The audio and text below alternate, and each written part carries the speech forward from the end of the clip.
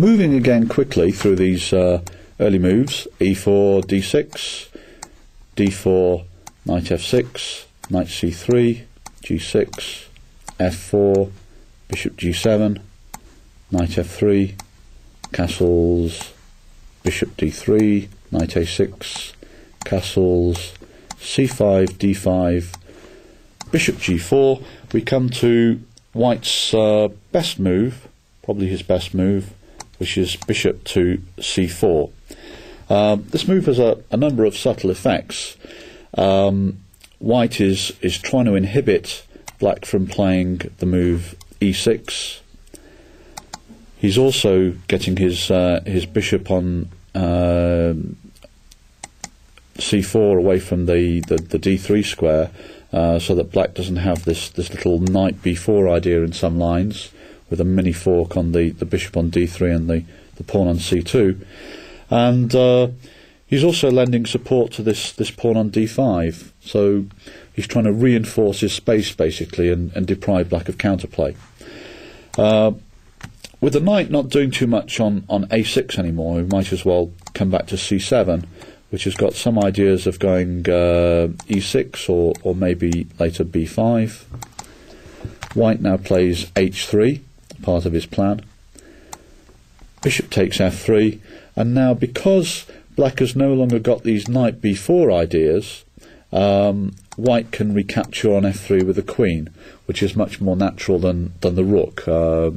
You may remember that White had to take on f3 with the rook when he played 9h3, and Black took on f3.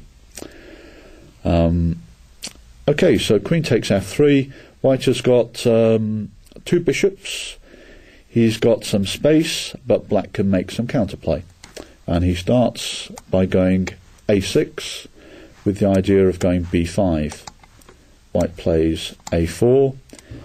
And now Black plays the move b6, basically because he doesn't want, after rook b8, for White to play a5, and then when we go b5 he goes a takes b6, rook takes b6, and Black's pawns on the queen side are split up. It's not such a big deal, but I think I would prefer to keep these queenside pawns together for Black. So he goes b6, and this has got the idea of playing rook b8 and b5. White's most common move here has been to prevent this by going queen to d3.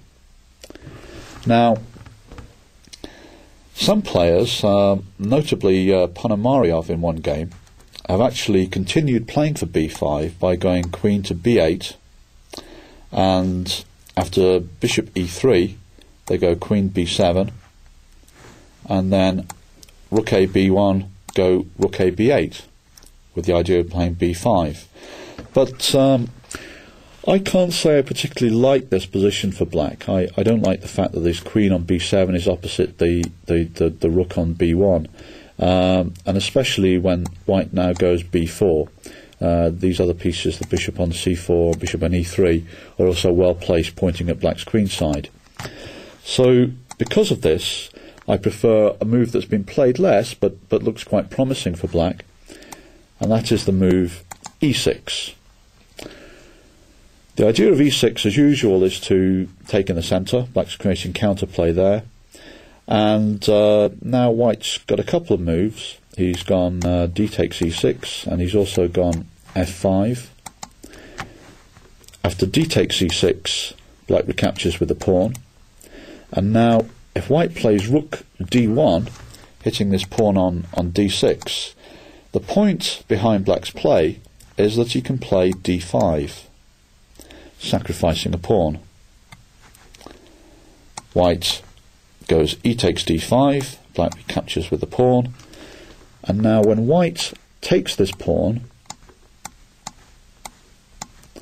queen takes d5, knight takes d5, rook takes d5, we get a position in which suddenly we see the defects in White's position, in that his bishop on c1 is undeveloped, as is his rook on a1, and the bishop on c1 is required to defend this pawn on b2.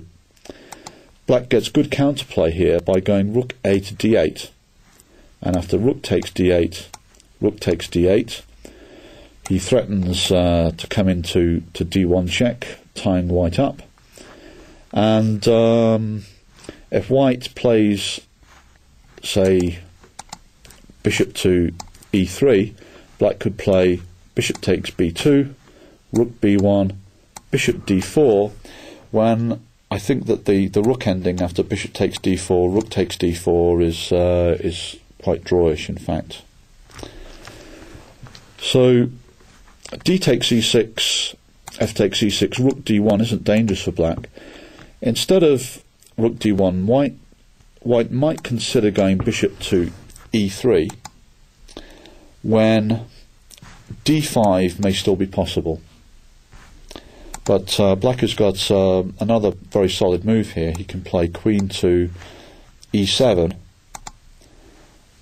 and then if white were to attack this pawn on d6 by say going rook a to d1, black can simply defend it with rook to d8, with quite a nice position, I think.